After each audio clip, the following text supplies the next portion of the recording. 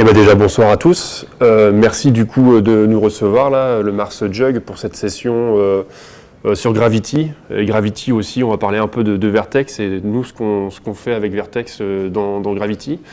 Pour commencer, peut-être je vais juste faire un petit sondage. Je vais pas demander qui a déjà entendu parler de Vertex. Je me suis fait à peu près un ordre d'idée juste avant, mais qui a déjà entendu parler de Gravity? C'est déjà pas si mal. On n'est presque pas venu pour rien. Non, je rigole. Cool. Donc, qui on est? Florent, qui est avec moi, qui est là-bas au bout, qui est software engineer chez Gravity Source, et moi-même qui suis CTO de la compagnie Gravity Source.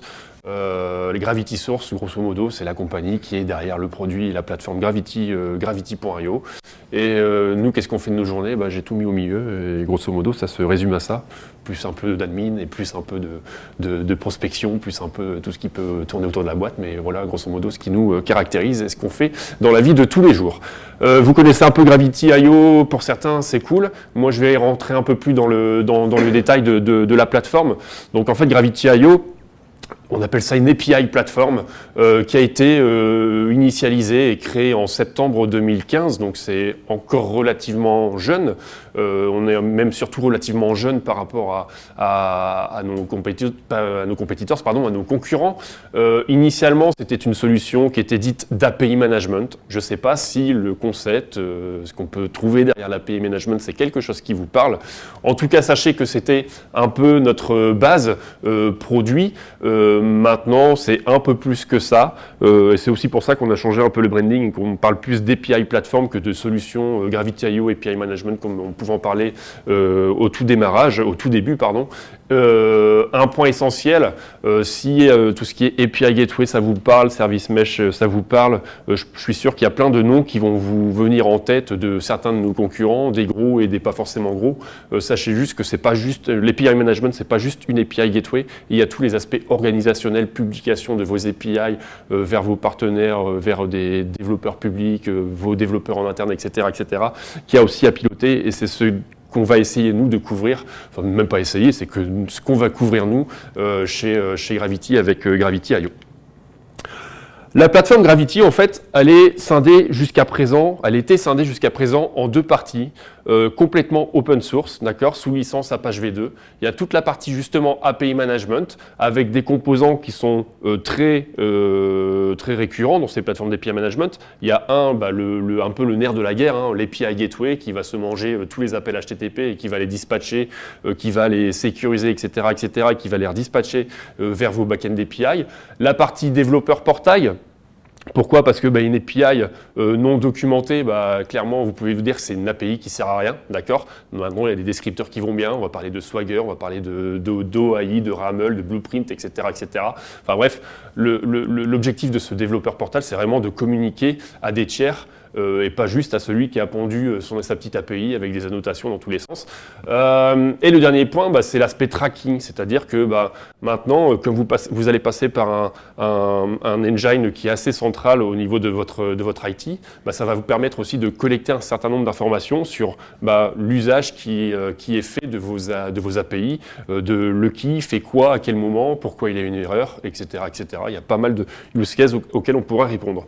Le deuxième point, c'est plutôt en mode IAM, donc on va parler d'Access Management, si tout ce qui est protocole OAuth2, OIDC, ce sont des choses qui vous parlent.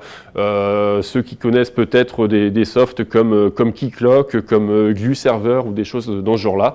Bon voilà, c'est le pendant de Gravity.io API Platform sur les aspects autorisation, authentification et tous les protocoles qui vont bien et qui sont à la mode, plutôt à la mode en tout cas, en ce moment. Ça, je te dérange pas du coup parce que tu manges du Gravity Surtout que j'ai des très mauvais yeux.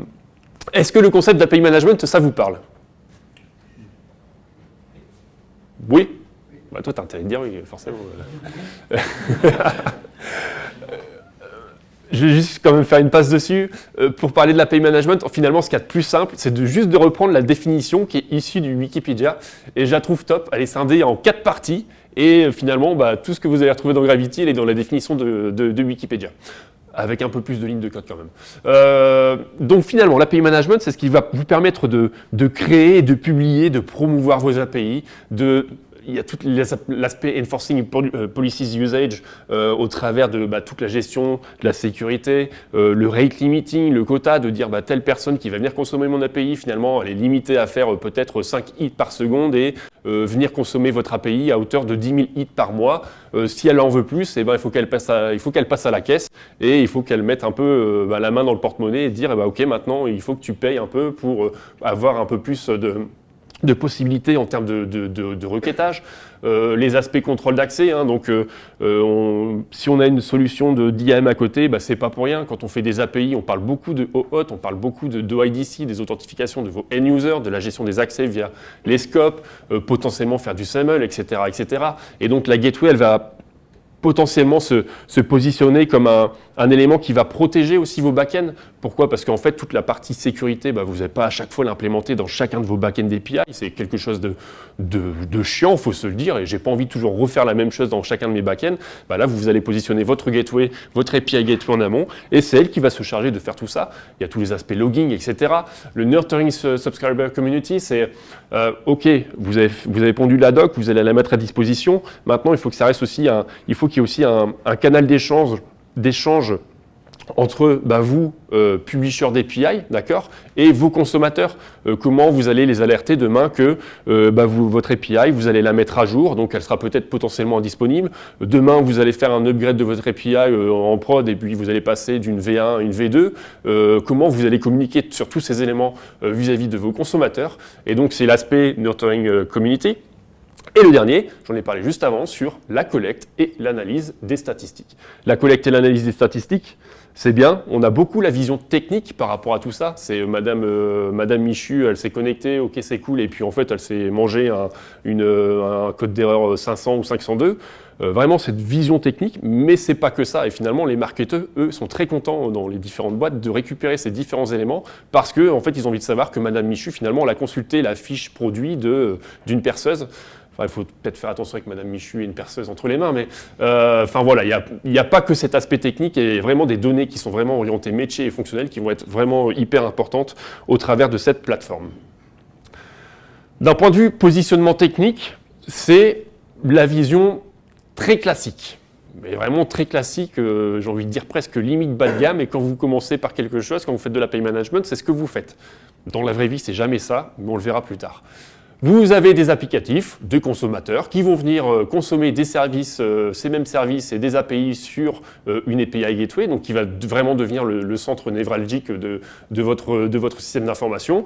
Tout ça, c'est piloté par ce qu'on appelle un portail ou de l'API management. C'est très pompeux parce que du coup, on a un composant de management API dans un contexte d'API management et qui va se charger de gérer les states de vos API, la gestion des souscriptions, la gestion des analytics, etc. etc.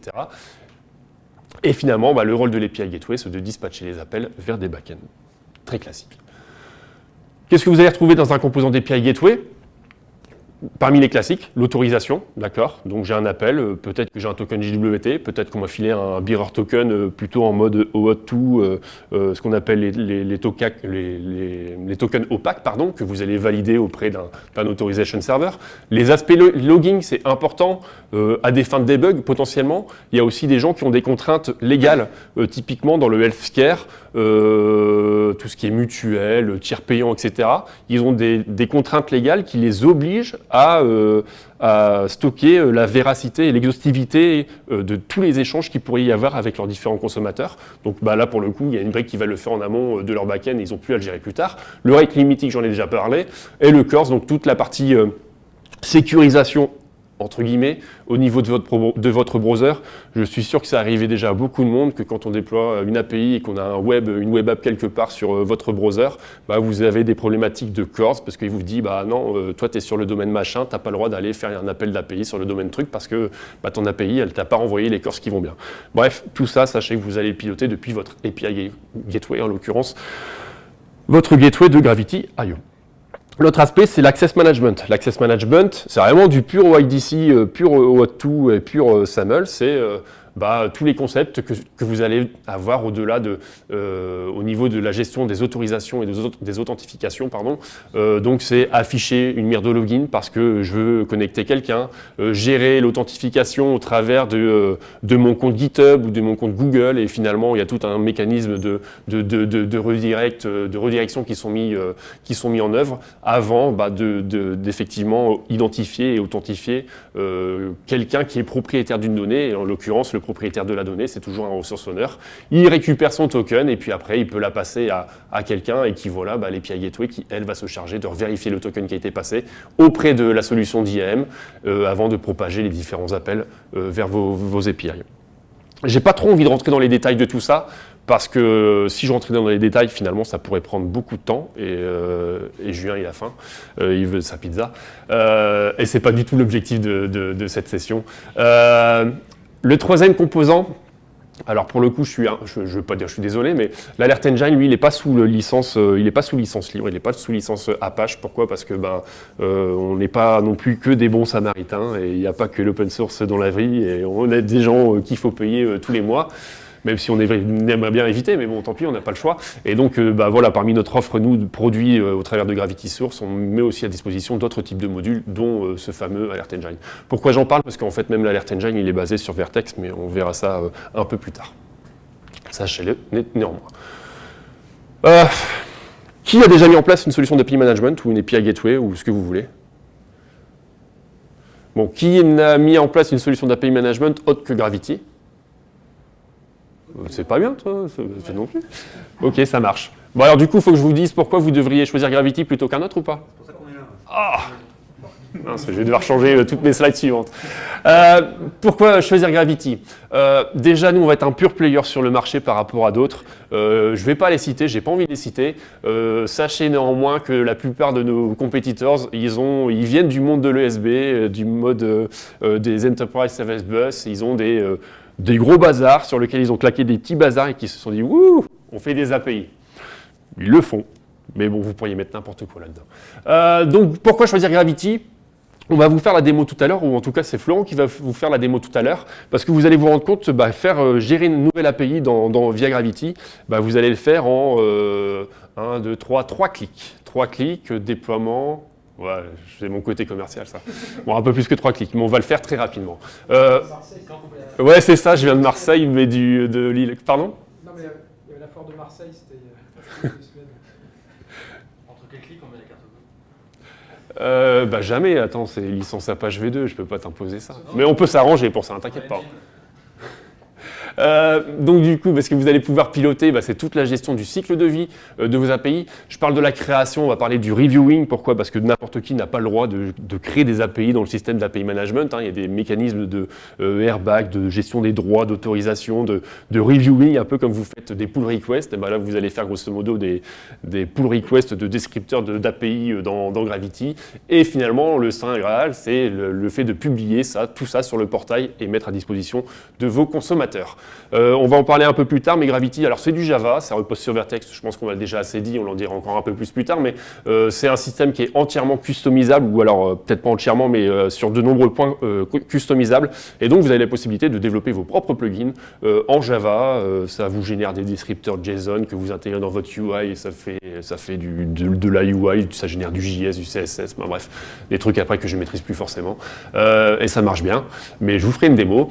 Forcément, on va sur une intégration assez forte sur les différents modules. On reste quand même, on est bon samaritain, mais on reste assez intelligent pour essayer de faire les choses au mieux. Les performances, je ne vais pas insister là-dessus, mais vous imaginez grâce à qui. L'aspect aussi que ce soit complètement automatisable, c'est-à-dire que pendant la démo, on va faire plein de clics un peu partout sur la UI, mais en fait, tout ce qu'on va faire via la UI, tout ça, ce ne sont que des appels d'API à part entière, et donc du coup, vous allez pouvoir tout scripter. Moi, j'ai des gens, j'ai des clients, j'ai des utilisateurs qui ne vont jamais sur la UI et qui ont tout scripté via du script shell, de l'Ansible, etc., via des jobs Jenkins, ce que vous voulez. Easy to use, thanks to its intuitive UI. Bon, bref, voilà, on a une UI. Le côté open source. J'ai dit Gravity c'est open source, c'est un choix, c'est par philosophie, par croyance, et puis c'est un modèle en lequel on croit énormément. Et clairement, si on n'avait pas fait ce choix-là dès le début, donc il y a 4 ans maintenant, on serait peut-être même pas là aujourd'hui. Pourquoi ? Parce qu'en face de nous, c'est des Google, c'est des Red Hat, c'est des Computer Associates, Mulsoft, bref, toute la clique qui va bien. Se faire une place dans ce monde, c'est pas toujours simple.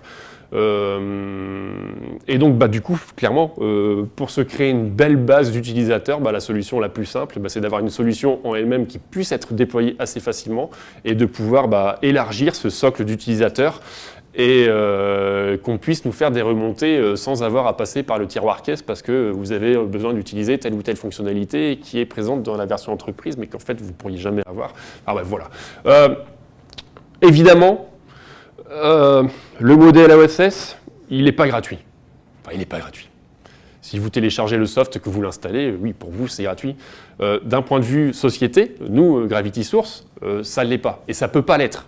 Parce que, pour des raisons purement pécuniaires, vous imaginez bien que, ok, c'est une plateforme qu'elle a installée chez Toto, chez Tata, chez Tutu, pour faire du support sur ce genre de plateforme qui devient un peu aussi business critical, parce que si c'est vos API, que vous faites du business au travers de vos API, ça a une incidence assez forte. Donc, oui, on est assez bon samaritain, mais malgré tout, il y a des choses qui font qu'on est obligé d'aller au-delà de ce modèle. Malgré nous, mais en même temps, on veut garder une certaine autonomie sur la plateforme, sur les produits, sur les fonctionnalités. Et donc, on a fait aussi un choix, qui est toujours notre choix à l'heure actuelle, de ne pas faire appel à des fonds d'investissement ou des business angels, vraiment pour garder cette autonomie, ces croyances, parce que demain, s'il y a quelqu'un qui vient m'injecter, je vais dire un chiffre bateau, mais 10 millions d'euros, je ne suis pas sûr que le mec il va me dire ok, on reste sur le modèle open source. Et il y a de fortes chances que ça puisse changer. Mais par exemple, des modèles comme Elasticsearch, où il y a un socle open source et puis des fonctionnalités additionnelles au travers des X-Pack, ou je ne sais plus comment ça s'appelle maintenant, là pour le coup, c'est un peu plus intéressant d'un point de vue business, et c'est le modèle sur lequel on essaye de se calquer, on va dire plus ou moins. Mais en tout cas, l'open source, c'est jamais gratuit. Enfin, pas pour tout le monde. Gravity, Advert, ouais. Alors, ça, c'est les points sur lesquels moi j'insiste personnellement. À chaque fois qu'on va créer une nouvelle feature, à chaque fois qu'on va créer un nouveau module dans Gravity, c'est en fait comment toi, avec les choix technologiques ou les choix stratégiques que tu vas faire par rapport à ton module, tu réponds à ces différentes contraintes. Comment tu fais pour s'aligner au mieux sur l'IT existant chez ton client ou chez ton utilisateur, l'OSS, bon ça forcément, tous les aspects Cloud Ready, il y a plein de buzzwords là-dedans en fait, et finalement c'est tous les buzzwords que les DSI, les décideurs, ils vont vouloir entendre pour faire leur choix. Les aspects performance, je ne vais pas revenir dessus. Advanced Technology, ça c'est hyper important parce que finalement on est jeune, on peut le voir comme une faiblesse, nous on le voit plutôt comme une force. Pourquoi ? Parce que comme on est jeune, on a aussi la chance de pouvoir s'appuyer sur des solutions qui sont un peu plus matures et même beaucoup plus matures que nous, mais en tout cas qui sont très up-to-date plutôt que d'avoir un bus de service. Enfin, je ne vais pas revenir là-dessus parce que ça va être cracher sur mes concurrents et c'est pas bon. Mais en tout cas, pour nous, c'est un gros point parce que clairement, sur les différents benchmarks qui sont réalisés, on a un très bon positionnement et c'est pas nous pour nous vanter, c'est que vraiment on a les aspects performance en tête tous les jours et c'est aussi grâce à ça qu'on est là à l'heure actuelle et ça il faut savoir aussi être reconnaissant par rapport à ça.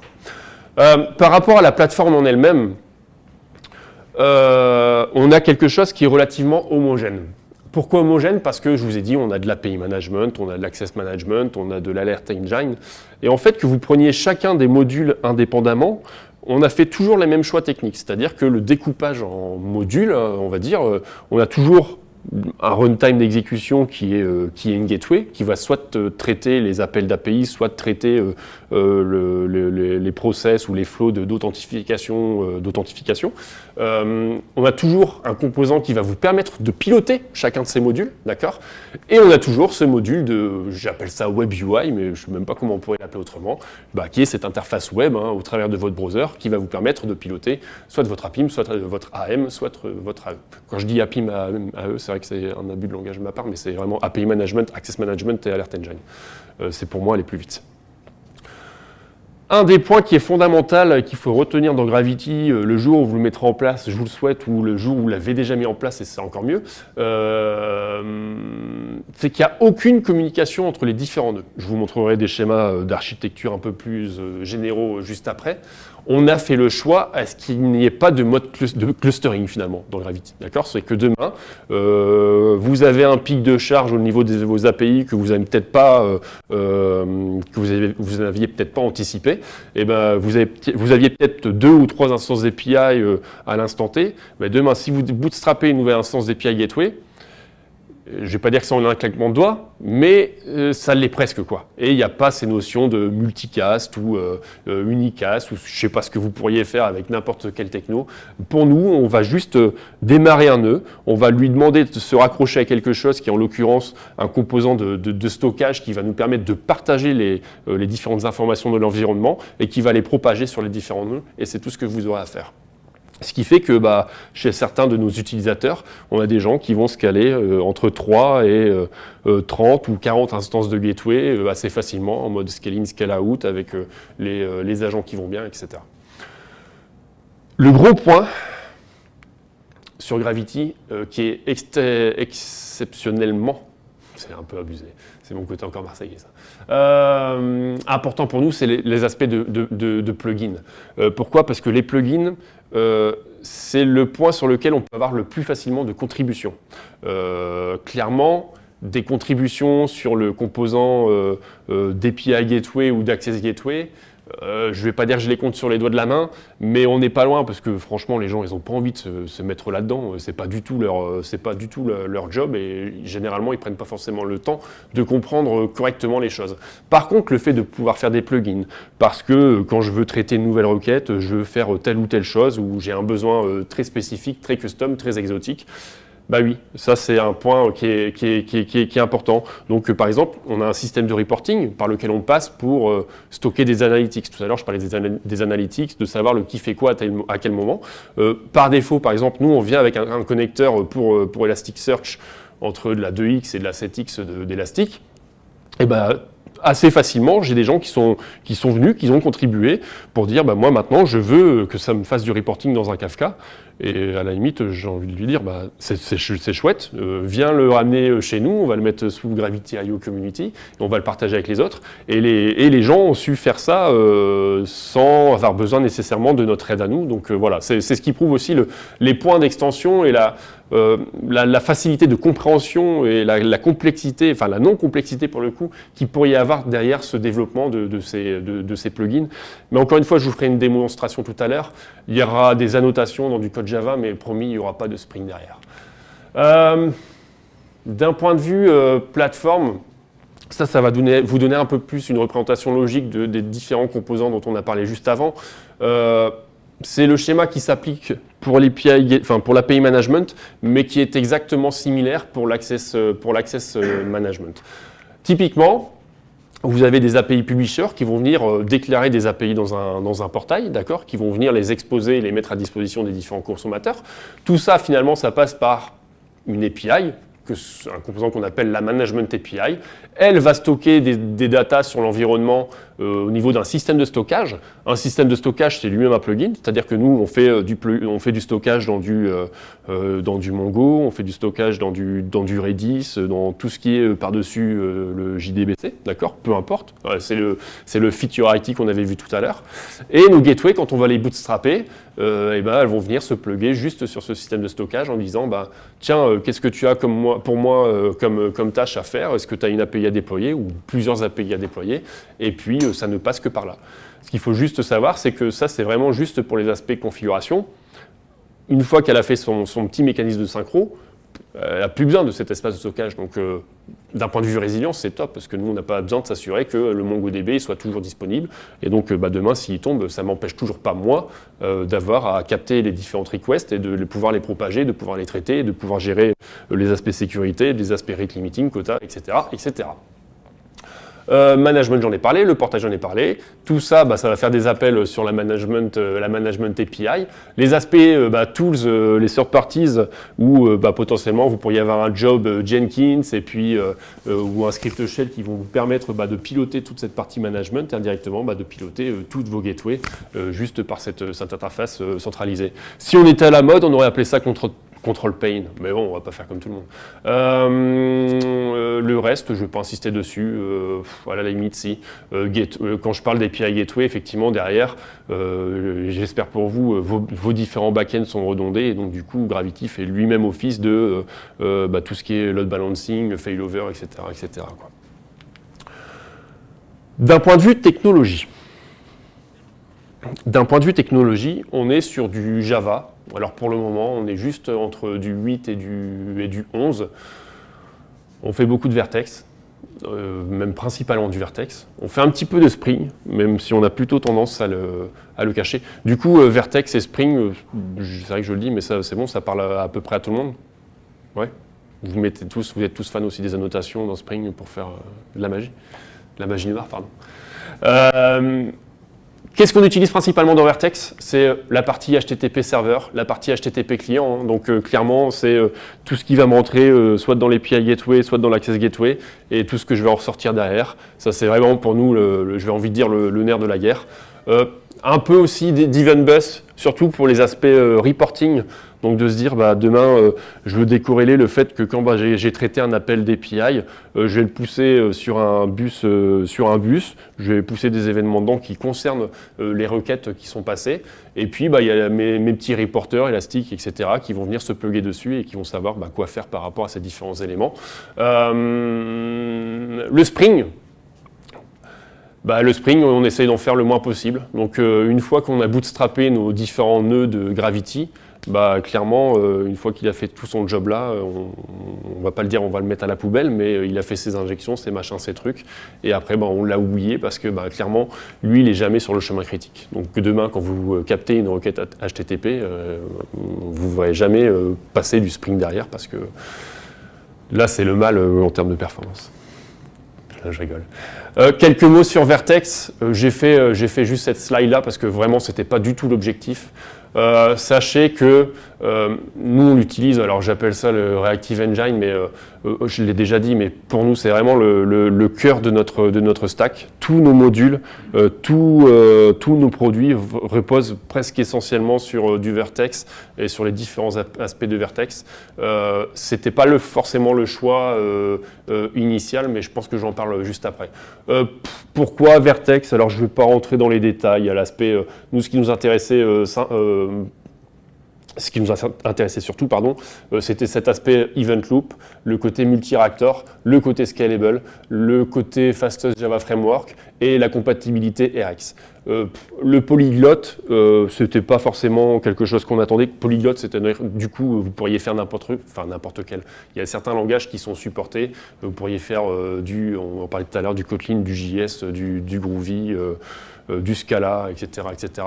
Nous, on est juste vraiment sur une stack Java pure et dure. On fait du Java. On s'est déjà posé la question de faire du Kotlin. Pour l'instant, on n'a pas forcément l'intérêt. J'ai oublié aussi le non-blocking, event-driven, forcément, mais ça, c'était assez logique. Mais je vais revenir plutôt dessus. Gravity, c'était relativement jeune. La chance de cette jeunesse, c'est que, comme tous les jeunes, on fait des erreurs. Les erreurs de jeunesse. Initialement, on était sur une stack d'API Gateway avec du Jetty, si vous connaissez Jetty, qui fonctionnait très bien. Et un jour, on est retombé sur Vertex. Je crois qu'à l'époque, vous étiez en 3.0. C'était tout juste la 3.0, donc fin 2015, décembre 2015. On a fait un POC, on a comparé les performances, et là, on a dit ah bah ouais, bon, c'est le moment de changer, quoi. On n'avait pas encore trop de clients, on pouvait déjà on pouvait encore se permettre de se faire ce changement de stack technologique, et ça s'est fait pas si simplement, parce que le modèle derrière, il n'est pas toujours simple en compréhension, hein, ce qui a été mis en place dans Vertex par rapport à une programmation un peu plus classique sur du Jetty, même si Jetty a beaucoup évolué. Mais clairement, ce choix-là, ça a été, et c'est toujours, le choix le plus important de notre plateforme, indéniablement. Clairement, encore une fois, le côté open source plus le fait d'avoir fait le choix de Vertex, d'être revenu sur du Vertex en fin 2015, ça a été hyper important pour nous, pour le produit et aussi du coup indirectement pour la compagnie. Il y a des choses sur lesquels, d'autres modules, typiquement l'Access Management, qu'on avait initialement développé. Alors, je suppose que vous connaissez plus ou moins toute la stack Spring Security avec le support OAuth2 qui vous permet de faire un serveur, un client, un machin, un truc. Ça marchait bien, ça respectait pas les specs, c'était un gros problème. Et donc, du coup, si vous vouliez faire respecter les specs à votre bordel, c'était à vous de faire des copier-coller de monticules de code de Spring dans tous les sens. Et finalement, il fallait juste modifier une petite ligne de code. Mais du coup, voilà, c'était un peu problématique. Et je pense qu'en 2009 et donc en 2018, mars 2018, on a complètement réécrit toute l'Access Management qui reposait donc initialement sur Spring Burk Security OAuth vers du Vertex WAU. Et ce choix-là, il est encore plus intéressant, c'est qu'il y a 15 jours, Spring, ils ont fait un billet de blog en disant nous, on dégage le support de SpringSec OAuth2 pour toute la partie serveur. Parce qu'en fait, il y a plein de solutions sur le marché open source qui font déjà des serveurs d'autorisation et franchement, on n'a plus le temps ni le courage de maintenir le truc. Donc en fait, tous ceux qui ont fait le choix de se rebaser sur ce Spring Security OAuth, c'est plus forcément un beau choix parce que du coup, c'est plus du tout maintenu, quoi. Et alors là, je parle peut-être, j'en suis presque persuadé, mais peut-être Julien, tu pourras me dire si je me trompe, mais je pense que du coup, l'AM, ça doit être le seul soft open source qui repose sous Vertex, qui est certifié OIDC et puis OAuth2. J'étais même presque certain. En tout cas, par rapport à ceux qui sont sur la liste là, de tous les composants certifiés, j'en suis presque sûr. Même ma femme me dit pas ça alors. Qu'est-ce que j'allais dire ce sur quoi on se rebase, mais je pense que j'ai déjà dit juste avant, c'est la partie Vertex Core. Pour nous, c'est vraiment le toolkit sur lequel on se base pour toute la partie HTTP serveur, la partie HTTP client, etc., etc. On a un peu de bridge en mode réactive. On repose pas mal sur RX Java 2 notamment. L'Event Bus, je l'ai expliqué au niveau des reporters, donc on claque les métriques et puis on va les lire de l'autre côté pour pouvoir les reporter. Là, ça va bien. Et puis l'AM, il repose en très grande partie sur le système de routage de Vertex Web. Et après le reste, non, c'est de l'implémentation custom au niveau de l'AM et puis de la gestion des plugins. L'avantage de ces plugins dans Gravity, c'est vrai que je ne l'ai pas dit, c'est que quand on développe une policy, par exemple, un callout HTTP, je reçois une requête HTTP, j'ai besoin d'invoquer quelque chose d'autre quelque part. J'ai une policy qui s'appelle callout HTTP. Ce qui est intéressant, c'est que les policies qu'on va utiliser dans la PIM au travers de l'API Gateway, elles ont toutes leurs valeurs également dans la partie Access Management. C'est demain, si j'ai quelqu'un qui vient s'authentifier, potentiellement, j'ai besoin d'appeler un autre service. Je vous prends un exemple. On travaille dans le monde du bancaire pour des banques en Europe. Vous savez, quand vous vous authentifiez, surtout en ce moment avec les PSD2, vous devez donner des droits, ou en tout cas vous donnez vos consentements en disant tiens, il y a l'application Bankin ou Linkso, si vous faites vos applications mobiles là, pour gérer vos comptes bancaires, qui demande à accéder à tes comptes. Moi, dans Gravity, sachez que je n'ai pas accès à vos comptes, et heureusement pour vous.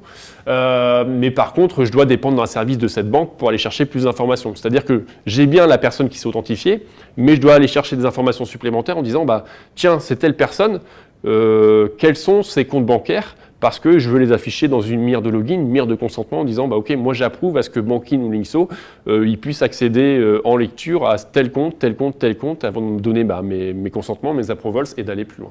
Donc en fait, retenez juste que tous les plugins que vous développez pour la plateforme Gravity, ils sont valides et pour l'API Management et pour l'Access Management et un peu moins vrai, mais ça l'est toujours quand même en partie, pour l'Alert Engine, quoi. Un des points par rapport à Vertex dans Gravity, c'est que depuis tout à l'heure, je dis on fait beaucoup de Vertex et on en fait tous les jours. Mais par contre, vous en tant que contributeur et vous en tant que contributeur sur ces plugins, sur ces points d'extension, etc., vous ne verrez jamais de Vertex.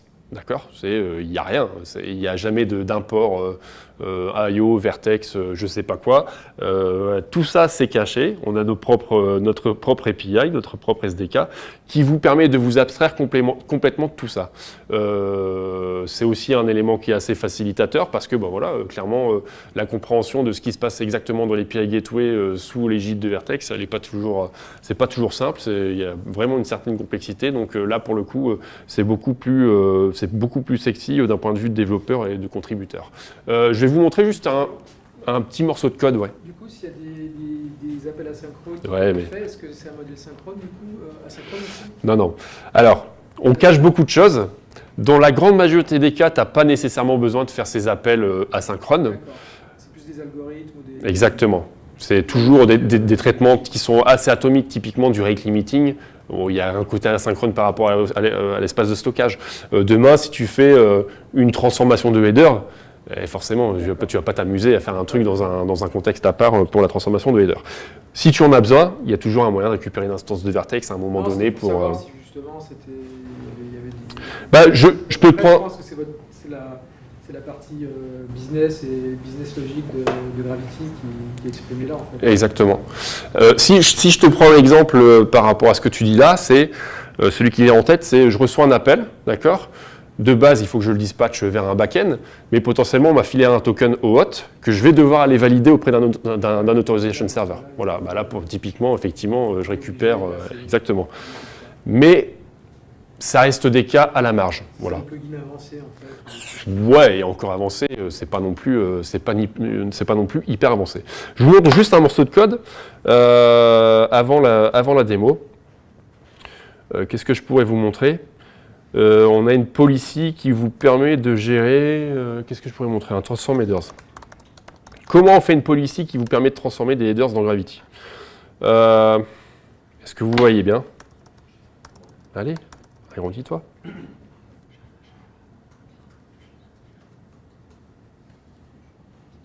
Mais alors ?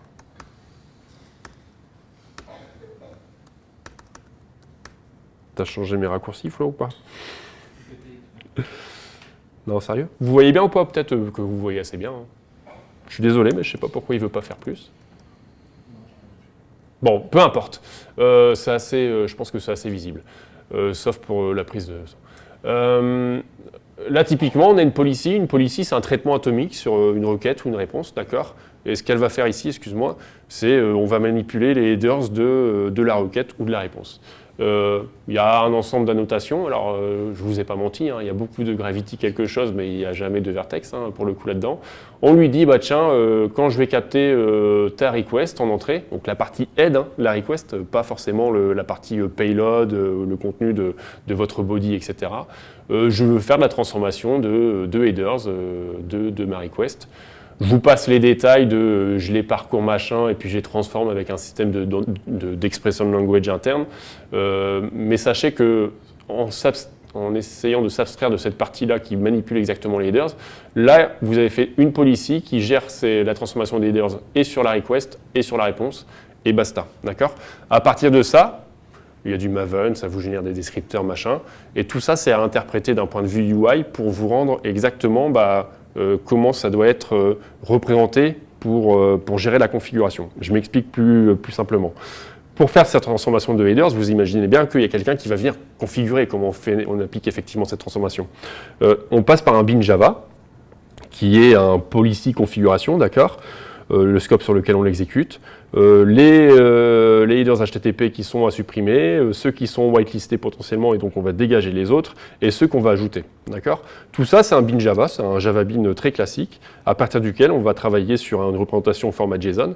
Et si on vient dans Gravity, mais on vous fera la démo juste après, je ne vais pas prendre les issues, je vais faire un test review, je ne sais pas ce qu'il peut y avoir là-dedans. Je vais lui rajouter une policy, je vais lui dire tiens, moi sur mon API test review, je veux faire du transform headers, je le prends, je le claque et vous allez retrouver votre scope, les headers HTTP qui sont à supprimer, ceux que vous souhaiteriez ajouter, donc c'est plutôt en mode whitelist, et puis les add update headers, donc là quand vous voulez faire une mise à jour, donc en disant bah tiens j'ai un X forward machin, je veux qu'il s'appelle Gravity, je fais n'importe quoi, hein, c'est juste pour vous faire une démo, et donc là bah, finalement vous avez configuré la policy transform headers, et tout ça, ça a été généré juste à partir du code de mon Java Bean en JSON scheme, et c'est réinterprété derrière.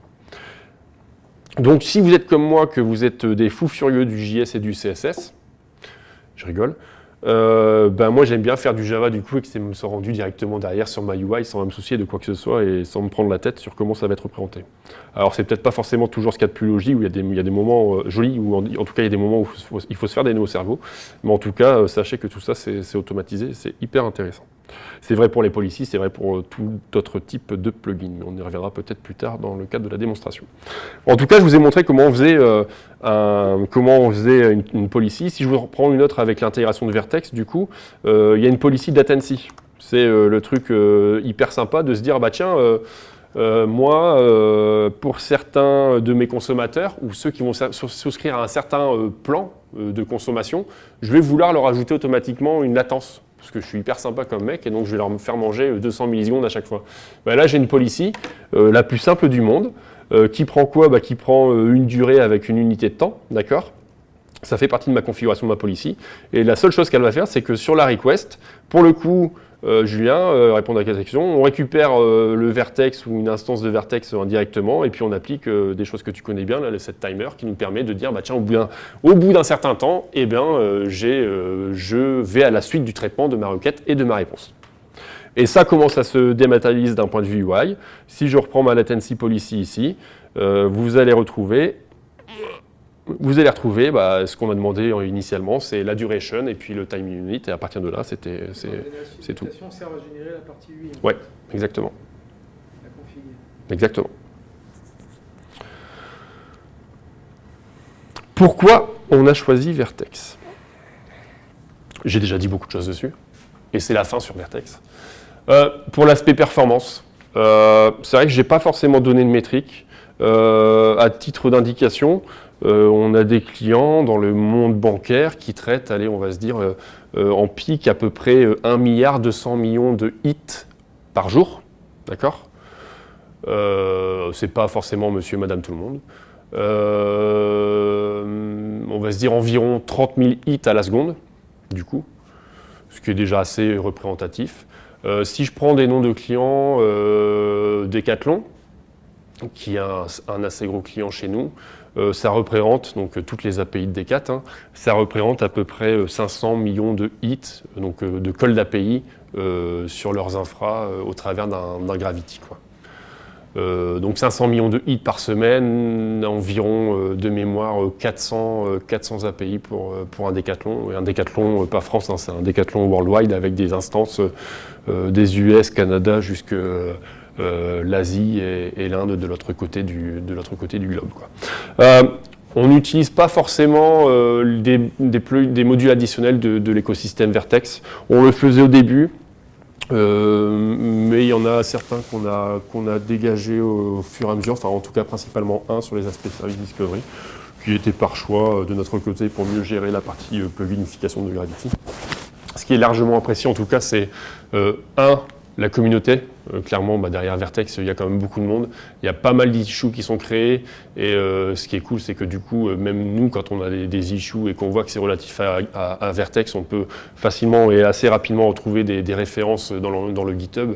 Et pour nous aussi, c'est assez rassurant. J'ai mis le Reactive Core Team.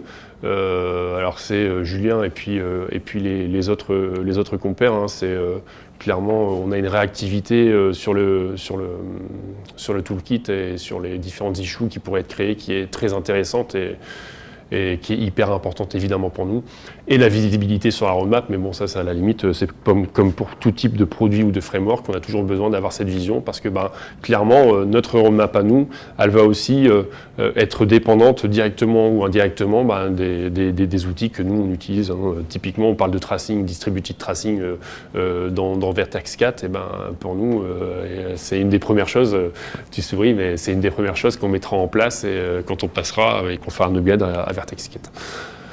Après, clairement, Vertex ou un Spring Burk ou un Gravity, et ben voilà, il y a aussi des défauts, il y a aussi des écueils, hein, il faut savoir vivre avec. Il y a, on en parlait tout à l'heure, hein, un des défauts, c'est que on a des contextes très hétérogènes en clientèle, hein, quand on déploie chez Auchan ou chez Decathlon ou chez je ne sais pas qui, et les contextes techniques ne sont jamais les mêmes, les infras ne sont jamais les mêmes, le network n'est jamais géré de la même façon, ce qui fait qu'on a voilà, une panoplie de contextes techniques qui sont très hétérogènes et qui nous poussent aussi, et, malheureusement ou heureusement, j'en sais rien, mais à rencontrer différents types de problèmes dans la vie de tous les jours, qui nous donnent aussi plus ou moins de fil à retordre, mais c'est ce qui fait aussi l'intérêt de tout notre métier. Mais voilà, le gros point, c'est clairement, autant avant on avait encore la possibilité de faire des upgrades réguliers de nos différentes stacks techniques par rapport au CVE, etc., etc.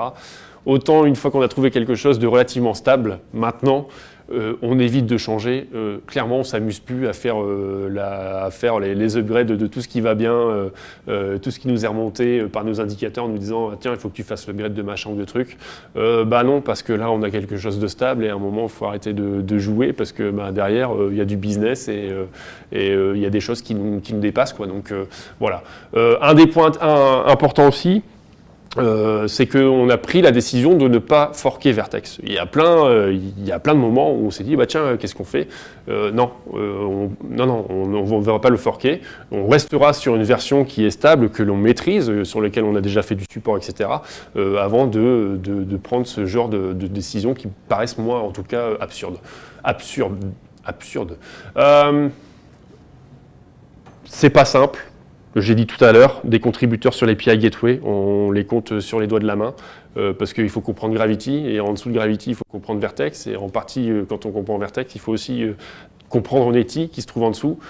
Des gens qui maîtrisent tout ça. En général, dans l'open source, hein. Pardon ? Peu de contributeurs, en général, c'est vrai dans tous les projets open source. Ouais, mais quand c'est des composants qui sont qui sont aussi techniques que ça, c'est d'autant plus vrai, tu vois, sur un Spring, pour le coup...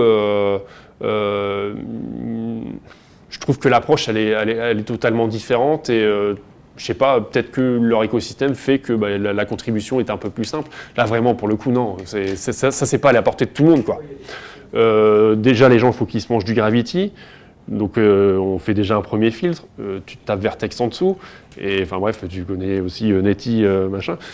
C'est pas simple. Bref, beaucoup de complexité et donc du coup, c'est aussi l'avantage du système de plugin, c'est que finalement, on se dit que nous, on n'attend pas forcément des contributeurs par rapport à tout ça, à tout ce bordel-là, mais c'est aussi des contributeurs sur les plugins. Voilà.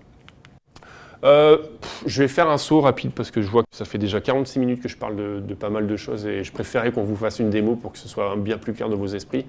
Ouais, je vais pas en parler. Vite fait. Qu'est-ce qui se passe quand on récupère une requête dans une API Gateway ? C'est forcément, elle arrive chez nous. On va sélectionner le bon service qui répond à cette requête, avec des systèmes de virtual hosting, de pass mapping, de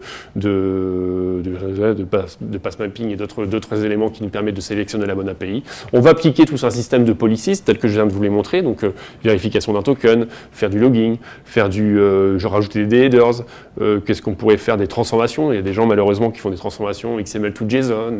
Je vais chercher une page HTML et je vais faire de la sélection CSS pour faire un back-end, rétribuer une API en JSON. Bref, tous des trucs à la con, quoi. Mais qui font bien d'un point de vue marketing. Quand tu appliques une policy en entrée, est-ce que tu peux appliquer une policy en sortie qui va avoir accès à des données contextuelles ? Oui. Il y a une sorte ce qu'on appelle l'execution context qui est associé à ta requête et à ta réponse. Et donc, du coup, tu peux manipuler le même contexte de bout en bout de la chaîne, quoi. Donc, tu peux faire dialoguer tes policies les unes avec les autres si besoin. Donc, j'applique des policies, j'invoque mon backend, c'est quand même la vraie finalité, elle est là. Je reviens sur ma réponse, j'applique d'autres policies et la fin, en mode un peu asynchrone, je fais du reporting de mes différentes métriques.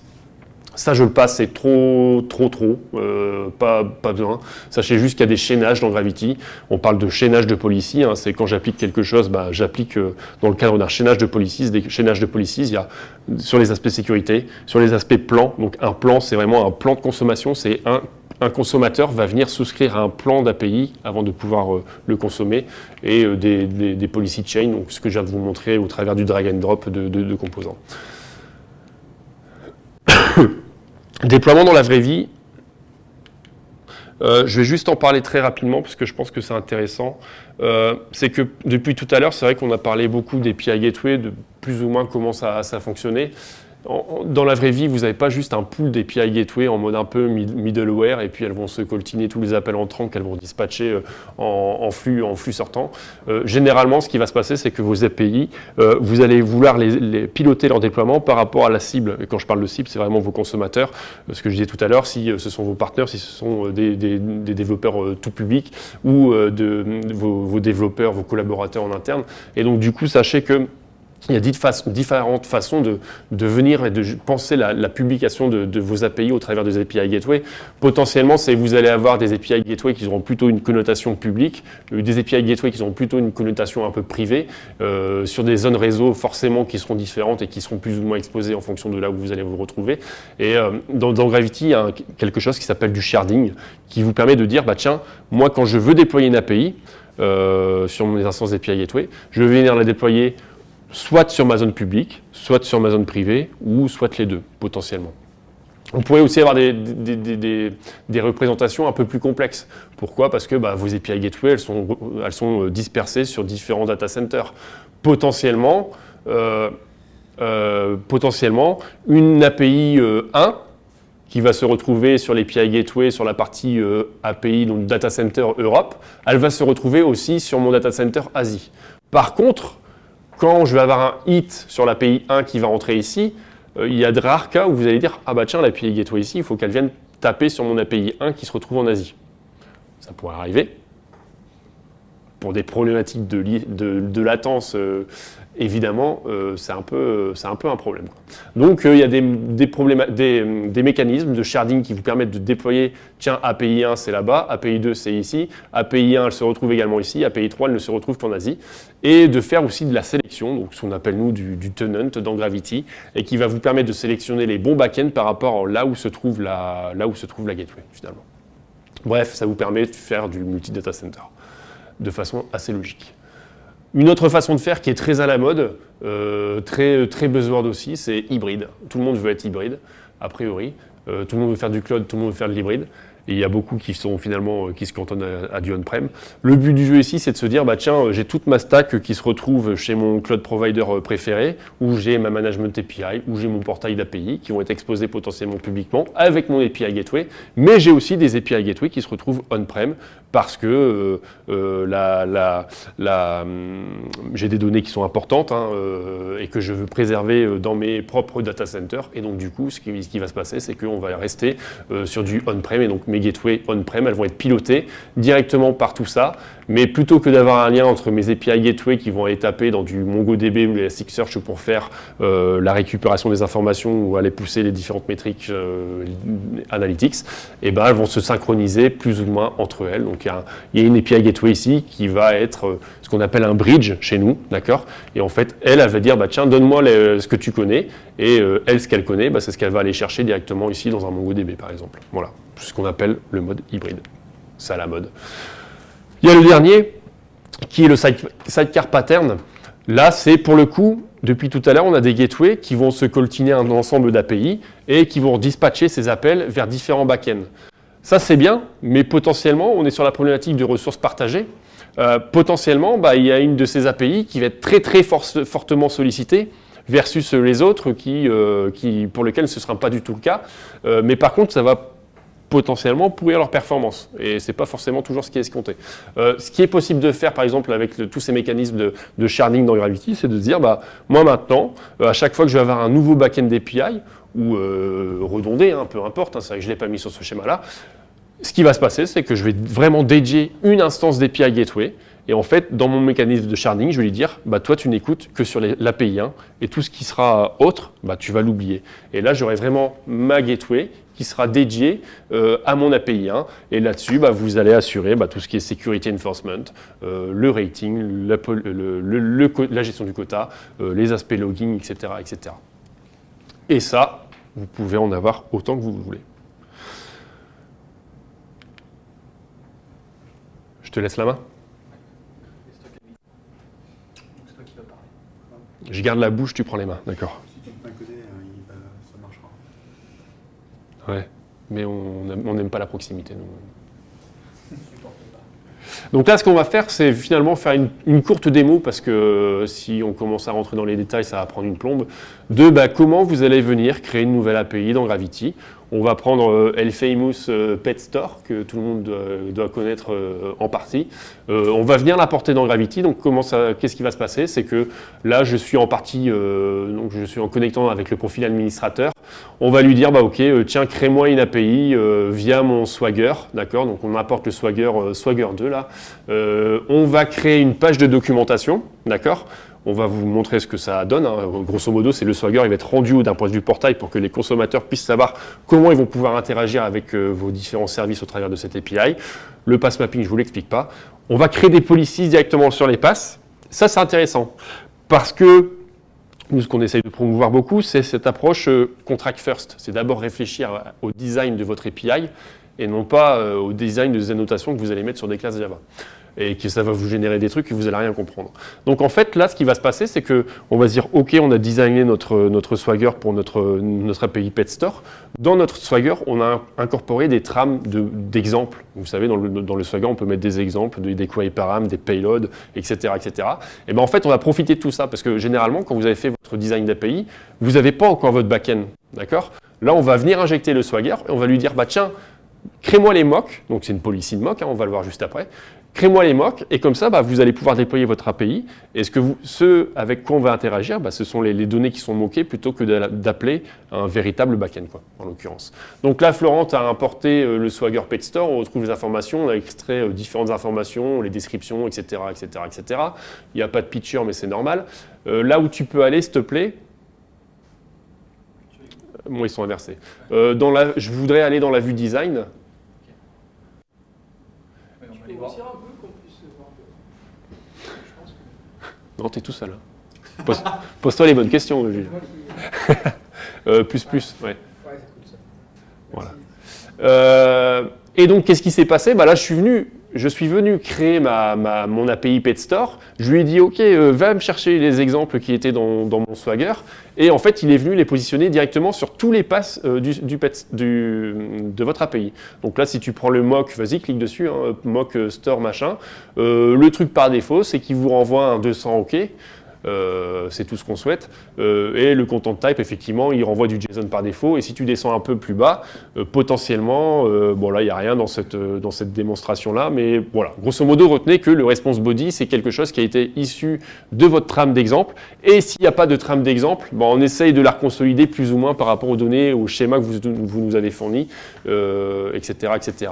Là, par exemple, maintenant, avec le Swagger, quand on l'importe, quand vous mettez des restrictions en disant tiens, il y a tel paramètre, tel query param qui est requis ou tel query param qui est de type integer, en fait, on va venir injecter directement une policy validate request qui va vous faire toutes ces vérifications avant de forcément solliciter le backend, alors que lui, il s'en fout, il va faire la même chose que nous, puisqu'il va nous dire c'est pas bon, il va vous rejeter l'appel. Là, tout sera fait directement en amont. Donc là, on a créé cette API et c'est tout. J'ai dit combien de clics tout à l'heure? 3? Franchement, vous n'avez pas vu plus de clics que 3, si? Vous n'avez pas compté? Ouais, mais ça compte pas. Non, mais ça, c'est ta faute, parce que tu as été le seul à demander, mais on n'aurait pas fait ça, ça aurait été beaucoup plus vite. Non, mais franchement, ça reste relativement court. Maintenant, Groovy. Tu fais du Groovy dans la... Groovy directement. Exactement. Et donc, du coup, là, on a juste créé l'API, d'accord? L'enveloppe, finalement, la représentation de l'API dans Gravity, ça n'a pas encore été publié sur le portail et ça n'a encore été moins déployé sur la gateway. D'accord? Là, on est juste en train de faire mumuse avec, on la configure, machin truc. Et on est en draft. Ouais, mais ça, tu vas t'auto-accepter tout en bas. Tout à l'heure, je vous parlais, vous savez, des pull requests pour les API. Bref, il y a tout un mécanisme de reviewing. Donc là, on peut demander une review. OK, c'est bon. Vas-y, accepte tout en haut. Ça, on va le zapper. J'ai des règles à tester. Parfait. Accepte. Nous, on est cool avec nous-mêmes. Voilà. Donc là, ça a été accepté, on a squeezé toute la partie reviewing. Maintenant, vous avez votre bande audio, qui est en train de vous dire, bah tiens, ton API, elle n'est pas synchronisée avec tes gateways, donc bah, il faut que tu fasses quelque chose, et en l'occurrence, le quelque chose, c'est de déployer. Tu peux le déployer, mais ça va servir à rien. Pourquoi ça va servir à rien? Parce qu'en fait, une API dans Gravity, il faut forcément créer un plan de consommation pour venir la consommer. Un plan de consommation, il faut voir vraiment ça comme un contrat de service, d'accord? C'est vos SLA avec vos consommateurs. Donc, eh ben, il faut créer quelque chose. On va créer un plan de consommation.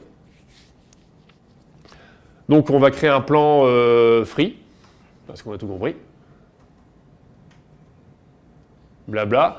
Potentiellement, vous pouvez configurer. Hein, est-ce que vous voulez que ce soit auto-validé ou pas? C'est-à-dire que potentiellement, bah, si vous faites un plan freemium avec un hit autorisé toutes les minutes, bah, vous n'allez pas vous amuser à valider toutes les souscriptions des gens qui vont dire moi je veux souscrire, etc., etc. Vous allez lui dire ok, c'est auto-validé, donc le mec dès qu'il va souscrire va pouvoir être en mesure de faire un appel directement sur votre API. La gestion des déploiements, on va l'excuser. La gestion des access control, on va l'excuser. Next. Seconde étape, la gestion de l'authentification. Moi j'ai un plan de consommation sur mon API, comment est-ce que je vais vouloir le sécuriser? Les classiques, le keyless, parce qu'il laisse passer. L'API key, classique, hein, c'est tiens, moi je suis consommateur, quand je vais souscrire, j'ai une application avec laquelle je vais souscrire, ça va me générer une API key, je vais utiliser mon API key pour faire les appels d'API. Le JWT, je vais recevoir un token JWT en entrée, il va falloir que je le valide par rapport à une clé publique ou par rapport à une endpoint JWKS exposée par mon authorization server. OAuth 2, bah, c'est je vais recevoir exactement la même chose, un token potentiellement JWT ou un token opaque. Un token opaque, et je vais valider ce token auprès d'un authorization server qui va me dire ok c'est good ou pas. Dans notre cas, on va se faire un API key quand même. Donc là, grosso modo, ce qui va se passer, c'est que bah, c'est bon, tu peux continuer, on ne va pas aller plus loin. Là, on va se créer un plan de consommation. Donc on se dit, tiens, pour consommer ce plan, il faut que tu passes pas forcément par une clé de l'API. Et pour ce plan-là, je vais lui associer du quota. Voilà, on va mettre du quota et on va lui dire je veux que ce soit 1000 par mois. Blablabla. Et en pass authorization, vas-y, clique. Non. Previous. En pass authorization, on va lui dire add whitelist, vas-y. Et on va ne faire donc / étoile. Donc on autorise tout, hein, je ne me soucie pas des sous-passes, etc., etc. Et on ne fera que du get. Donc les gens qui vont souscrire à ce plan, il faut qu'ils viennent se présenter avec une API key, ils n'auront pas le droit de faire plus de 1000 hits par mois et ils ne pourront faire que du get. Là, par exemple, tout à l'heure, j'ai parlé de la latence, bah, tiens, tu pourrais le faire. On va se dire, bah, les gens qui ont souscrit à ce plan de souscription, à ce plan de consommation, pardon, bah, on leur rajoutera 100 millisecondes dans la tronche parce qu'on est sympa avec eux. Save. Good. Donc là, on a créé notre plan, il est en mode staging. Je vous passe les différents life cycles. On va le publier. Hop. On a toujours notre API qui est out of sync. Par contre, on va la publier maintenant. Juste vérifie dans les details qu'on l'a aussi démarré. Ouais, voilà. Ouais, publier, mais t'es admin, donc tu t'en fous un peu, mais tu le verras sur le portail. Et donc maintenant, on va pouvoir aller sur le portail. On va aller voir nos différentes API et on va surtout retrouver notre, comment on l'appelait, Swagger. Pet Store, ouais. Donc on retrouve une description Skivo de notre Swagger. On retrouve évidemment notre descripteur Swagger tel qu'on l'a poussé. Vous allez pouvoir faire votre try it, etc., etc. Enfin bref, ça c'est assez classique. Et là, ce qui va être surtout intéressant, c'est qu'on va pouvoir y souscrire. On va sélectionner, donc, on n'a qu'un plan, donc il n'y aura pas trop de complexité. Vas-y, prends la première. Elle fonctionnera bien. On va dire on va souscrire pour l'application administrateur et on souscrit et je crois que tu as mis auto-validation. Voilà. Donc là, grosso modo, vous avez récupéré une clé d'API qui va vous permettre de consommer votre API Pet Store avec cette clé. Ça fait beaucoup de clés. Tu veux faire un appel? Je ne sais plus si j'ai une gateway de démarrer. Alors oui, c'est de l'API compagnie.com, c'est de la démo, hein, donc pas là. Pour le tenter.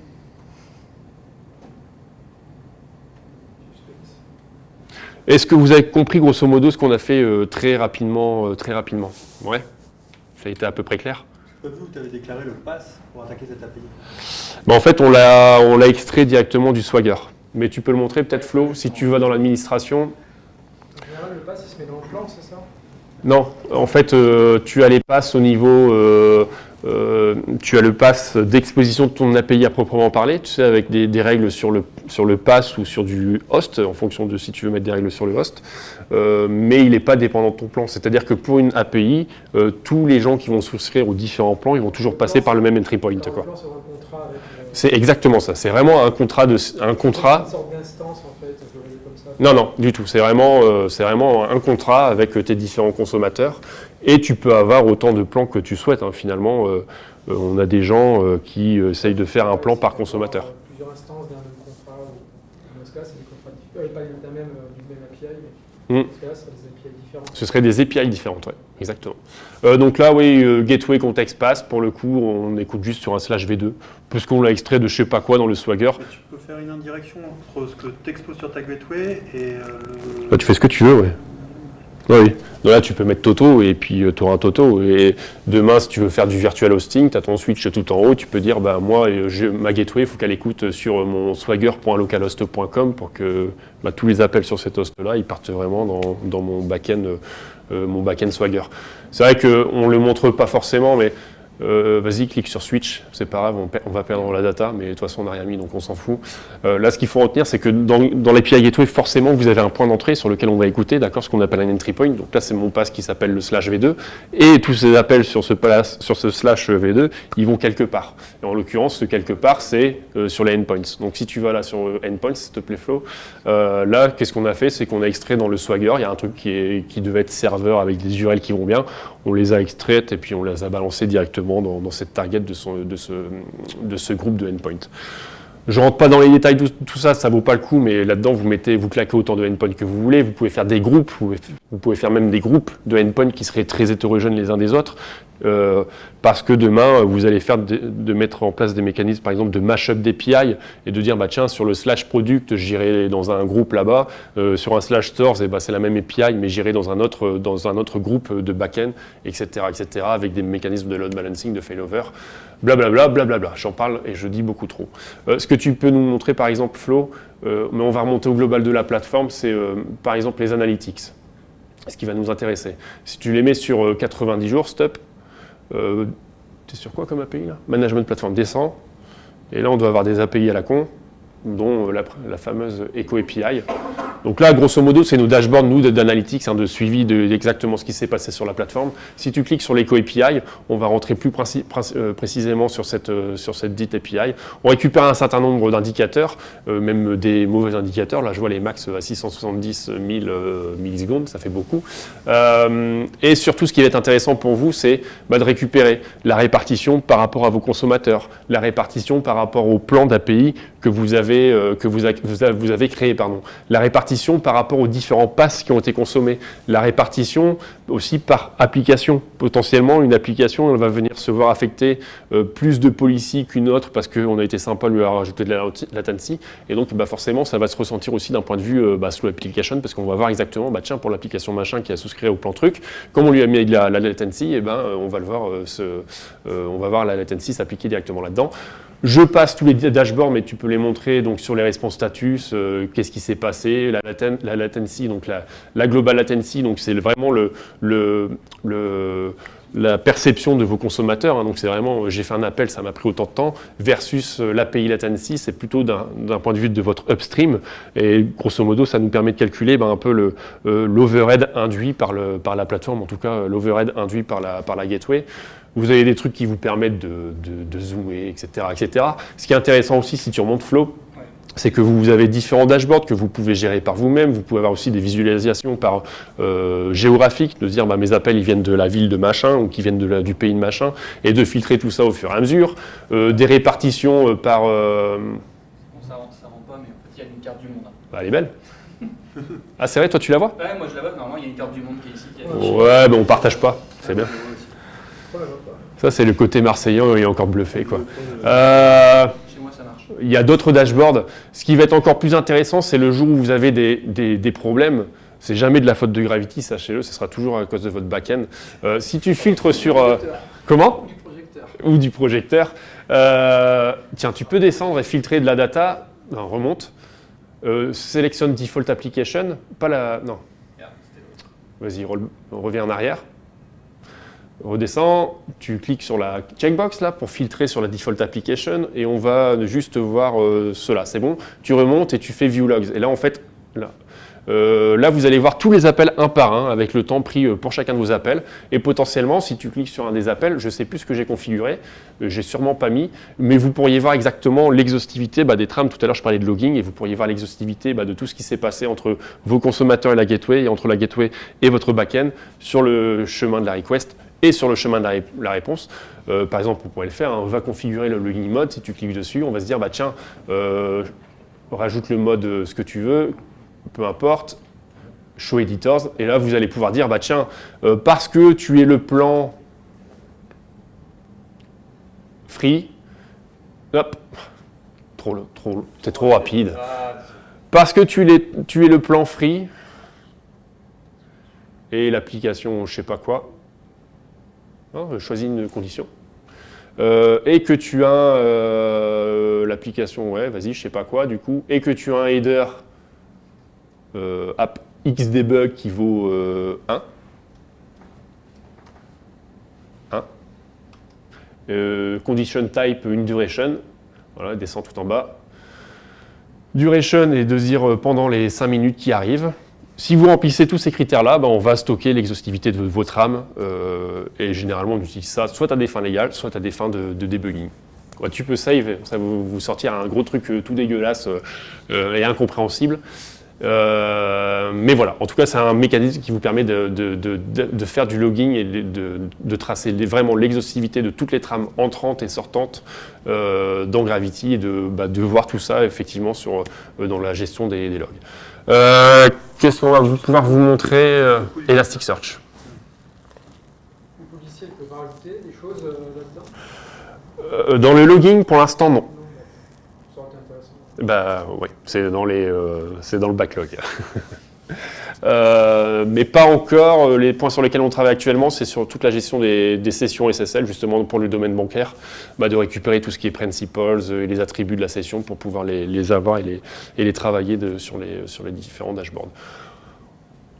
On ne va pas rentrer trop dans les détails, ça fait déjà 1h11, c'est déjà beaucoup trop long. Si vous avez des questions, vous êtes invités à les poser en fin de session. On va repasser sur les slides et on va aller directement à la fin. Démo, il clique. Non, afficher, lire, voilà. Attends, j'ai les zapettes.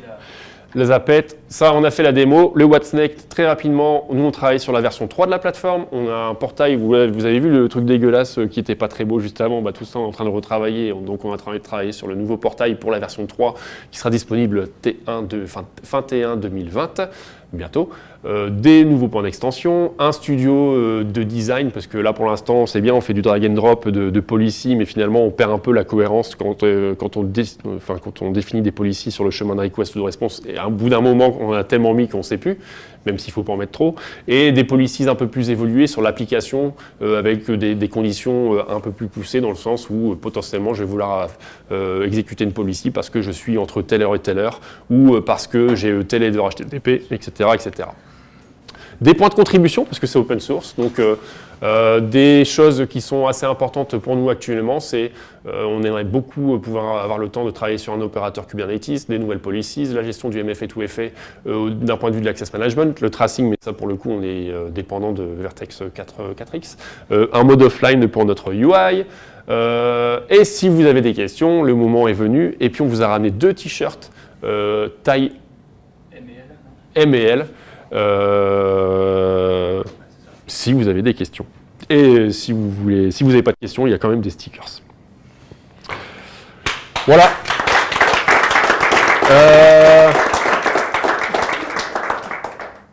Et en plus, on les a reçus hier. Donc ceux-là, ils sont encore collecteurs, il n'y a personne qui les a. Ils viennent d'hier. Reçus hier. Tout juste, pile poil. Dans les plans, est-ce que vous êtes capable de faire un ratio entre différents verbes ou verbes? C'est-à-dire, en gros, de dire, nous, on a une problématique qui est le look to look, on appelle ça dans le tourisme, où tu peux faire par exemple 500 search tant que tu fais un booking. Oui. Dès que tu dépasses le ratio, c'est bon. Oui. Oui, alors c'est ce qu'on voyait dans la vue de design. Dans la vue de design, tu peux créer tous tes passes sur lesquels tu vas vouloir interagir et faire des opérations atomiques. Et pour le coup, tu peux dire, bah tiens, sur le verbe get, sur le pass slash book, enfin post plutôt peut-être, bah, tu seras limité à autant de hits, de quotas ou de rate limiting pour une personne ou en tout cas un consommateur, quoi. Donc oui, tu peux le faire. Ouais, mais c'est différent. C'est plus justement, potentiellement, j'ai droit. Je suis limité à 1 ou à 500 get par Ouais. rapport à un post. C'est plus ça mon ratio. Ah, tu veux mettre en place un ratio entre tes verbes? Ouais. Non, mais en même temps, si tu mets 10 d'un côté et 50 de l'autre, j'imagine que c'est pas trop compliqué à configurer manuellement, si? Non, en gros, c'est pour une question de business. Si tu viens réserver chez moi, je t'autorise un certain nombre de Ouais. search. Ouais. Si c'est juste pour faire un catalogue de ton côté, ça ne m'intéresse pas. Ouais. Donc c'est pas tellement 10-50, c'est Mm. de dire je suis prêt à prendre 100, 500, 1000, Mm. etc. Mm. Du moment que tu me fais du business. Hein. Ouais. Il n'y a pas de lien d'une policier à une autre, donc tu n'auras pas ce ratio, tu n'auras pas la possibilité de le mettre en œuvre. Donc non, le point, ça ne pourra être géré que manuellement, quoi. Après, ce qu'on pourrait imaginer potentiellement, c'est qu'effectivement ces indicateurs ils soient peut-être dépendants d'une request ou des éléments issus de la request pour dire, bah tiens, parce que, je sais pas, je vais dire un truc bête, mais tu avais tel header HTTP, alors ce sera autant qui te seront associés à ton quota, quoi. Ça, c'est des choses qui pourraient être éventuellement possibles, quoi. Ouais. Après, ce qui est intéressant dans ce genre de plateforme, c'est que des contextes métiers et d'utilisation, c'est très très vaste et c'est très hétérogène. Et en fait, des use cases, clairement, on en découvre tous les jours. Et ce que je disais tout à l'heure à Julien, c'est que nous, quand on a fait un pas, même un bon pas, en fait, on se rend compte que le lendemain, on est déjà reculé de 2 parce qu'il y a toujours un truc à la con qui va arriver derrière et sur lequel il faudra passer tout autant de temps. Mais voilà, après, ça participe toujours à l'évolution de la plateforme, mais c'est toujours intéressant. Mais non, typiquement, pour le coup, il n'y a pas de relation entre les différentes policies. Et donc là, effectivement, c'est quelque chose que tu auras à gérer manuellement et il n'y a pas de lien. Est-ce qu'il y a du versionning sur la configuration? Ouais, alors j'ai pas montré. Bon, Du coup, la désignation, c'est est-ce que d'une version à l'autre, on peut filtrer les logs? C'est-à-dire se dire, à partir de cette version, j'ai pris les logs, qu'est-ce qui s'est passé, et comparer à la version précédente. Et du coup, me rendre compte que j'ai plus de 500 que d'habitude. ouais, eh ben non, mais c'est pareil, c'est hyper intéressant. Mais alors oui, on stocke toute l'historique de tes définitions d'API que tu vas déployer sur Gravity. Mais par contre, effectivement, dans les logs, potentiellement, ça pourrait être intéressant d'avoir des marqueurs pour dire, bah tiens, à tel moment, tu as eu tel déploiement, etc. etc. Non, on ne fait pas. Oui, on historise. Et ta remarque, elle est hyper pertinente. C'est hyper intéressant. Ouais. Le rollback est facile. Ouais, quand je te dis oui, en fait, tu vois un diff de ton descripteur où tu vois comme un diff dans ton shell, c'est en bleu, en rouge sur un guide diff par exemple, et puis tu compares toutes tes versions les unes avec les autres et tu peux faire un rollback d'une version parce que c'est ton copain qui est venu entre deux, qui a fait des modifs et que tu sais pas ce qu'il a pipé, et donc du coup tu veux revenir sur ta version à toi. Oui, tu peux faire du rollback dessus, ouais. Ce qui est dans la roadmap, c'est de pouvoir pousser tous ces historiques et toutes ces versions historisées de tes descripteurs directement dans un repo Git aussi. Ouais. Pour ne pas le garder aussi chez nous en mémoire, enfin pas en mémoire, mais dans notre espace de stockage, quel qu'il soit, quoi. Donc ouais. Mais en tout cas, je retiens ton idée, elle est hyper intéressante. Il y a du support de prod, je ne fais pas de prod, mais il y a des clients qui peuvent demander comment Ouais. quand ça pète le week-end, vous avez... Oui, bien sûr. Alors, moi, j'en ai pas parlé parce que c'était pas du tout l'objectif. Alors, effectivement, Gravity Source, oui, on fait tout le service en mode éditeur tel que tu peux l'avoir n'importe où. Donc, support 24/7, BH, etc., Strintel. Oui, bien sûr. Tous les noms que j'ai cités, hein, j'ai parlé de qui? J'ai parlé de Decat, j'ai parlé d'Auchan.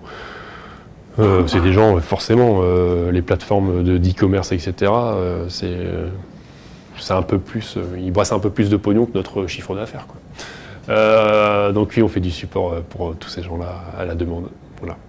clairement. C'est good?